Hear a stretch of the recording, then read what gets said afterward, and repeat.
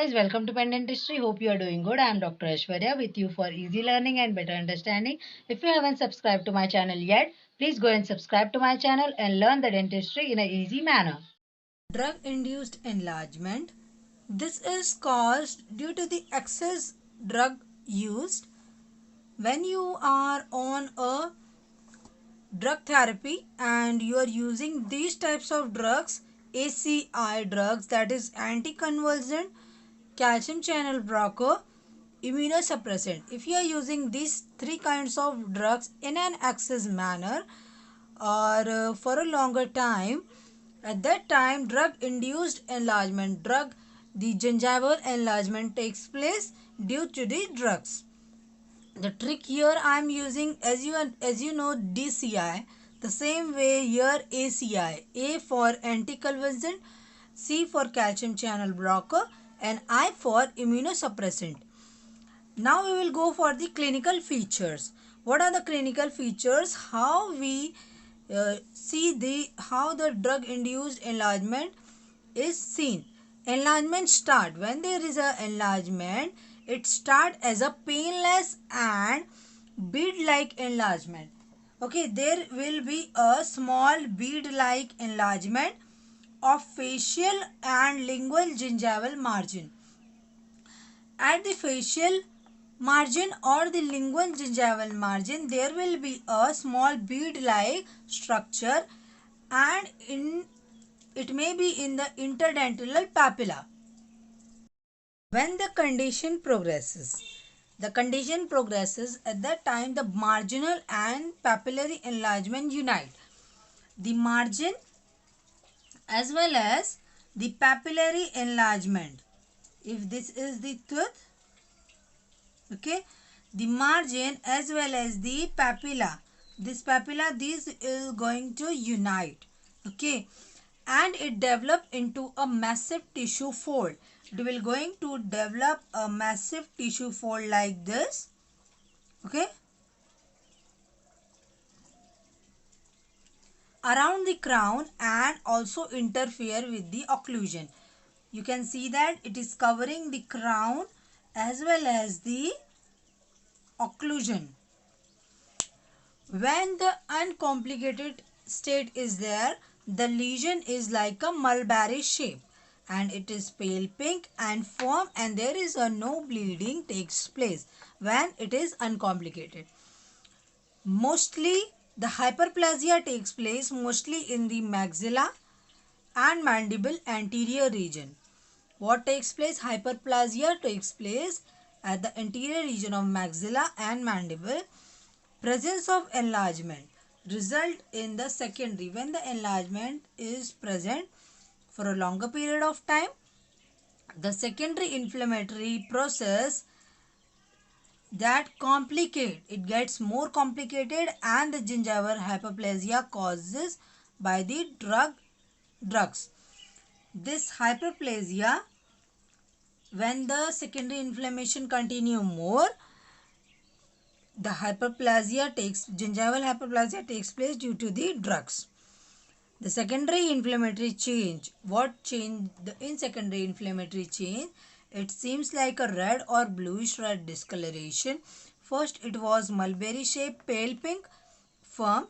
Now it has complicated, and the secondary changes, they had given the appearance of red or bluish red discoloration, and the result increases the bleeding tendency. First it was not bleeding. It was not bleeding first. Now it has been complicated. So the bleeding tendency has occurred. So this was the clinical feature of the drug induced enlargement. I have given you the complicated as well as the non-complicated state.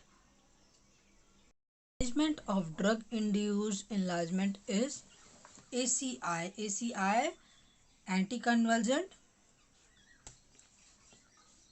calcium channel blocker, and I for immunosuppressant. This is the trick.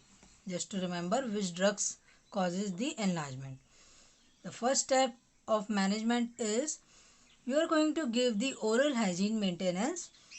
Oral hygiene is maintained by the patient. Chlorhexidine Gluconate rinse is given. You can do scaling, route planning, and possible drug substitution is given.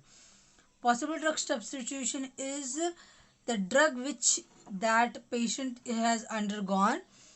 That drug you are going to change and the different formula with the same causing drug you are going to give. The action will be same, but the formula or the substitute you are going to give to the patient, so that the enlargement which has caused due to the drug, that will going to subside.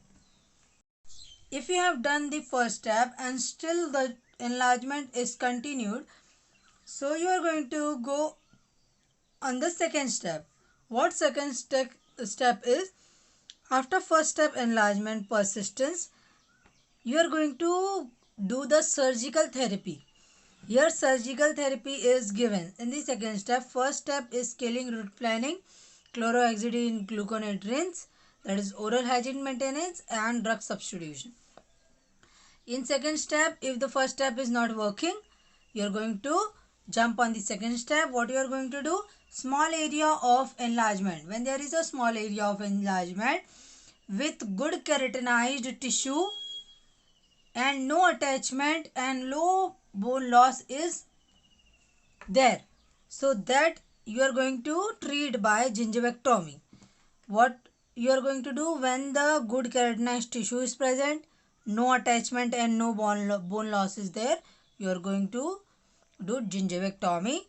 And in the second one, large area of enlargement. When the large area has enlarged with the presence of osseous defect and it has reached to the osseous bone level and it has caused the defect there with a limited keratinized tissue. Here the keratinized tissue is very limited. So this treatment is given by periodontal flap surgery. Here you are going to raise the periodontal flap and you will do this surgery. When there is a good keratinized tissue, no attachment and no bone loss, gingivectomy. When there is a limited keratinized tissue and osseous defect is there, then you are going to do the periodontal flap surgery. This was the management of the drug-induced enlargement. Which kind of drug?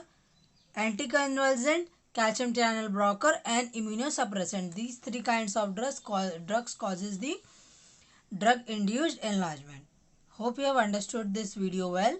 If you like the video and understood well, please hit the bell icon for the latest upcoming videos and subscribe to my channel and keep watching Pen Dentistry for easy learning and better understanding. Share this video to your friends and your batchmates for easy learning and better understanding.